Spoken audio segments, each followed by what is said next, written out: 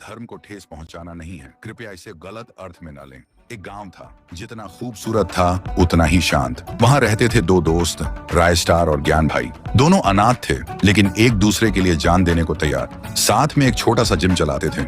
गांव के लड़के वहां आके ट्रेनिंग लेते थे। और दूसरी तरफ एक और गांव में रहता था फाइट 444। उसके पास अपनी सेना थी, दुनिया के महंगे महंगे हथियार थे। उनमें सबसे महंगा था फाइटर जेट। वो इन सब से हर एक गांव को अपने कब्जे में लेता था। और अब फाइट 444 का टारगेट था वही गांव जहां राय स्टार और ज्ञान भाई रहते थे। एक दिन फाइट 444 ने अपनी सेना के साथ उस गांव पर हमला कर दिया। आसमान से मिसाइलें, जमीन पर गोलियां, हर तरफ सिर्फ धुआं और आग थी। गांव का हर इंसान घुटनों के बल बैठकर गांव के लिए भीख मांग रहा था। ज्ञान भाई भी वहां था। राय स्टार किसी काम से बाहर गया हुआ था।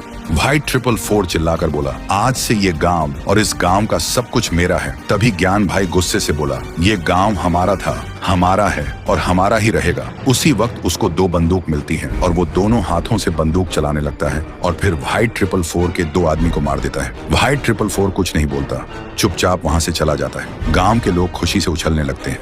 लेकिन उसी रात ज्ञान भाई राय स्टार को लेने जा रहा होता है। रास्ते में फाइट 444 का आदमी उसका रास्ता रोक देता है। ज्ञान भाई चौंकता है, बाइक का ब्रेक लगाता है। तभी पीछे से एक और आदमी आता है और ज्ञान भाई के सिर पर वार करता है। ज्ञान भाई वहीं गिर जाता है। अगली सुबह गांव में हलचल मच जाती है। गांव के बीच एक पेड़ से ज्ञान भाई की लाश लटकी मिलती है और उसकी छाती पे लिखा होता है, अब गांव मेरा है। जब राय स्टार को खबर मिलती है, वो भागते हुए आता है और ज्ञान भाई को देखते ही टूट जाता है और रोने लगता है।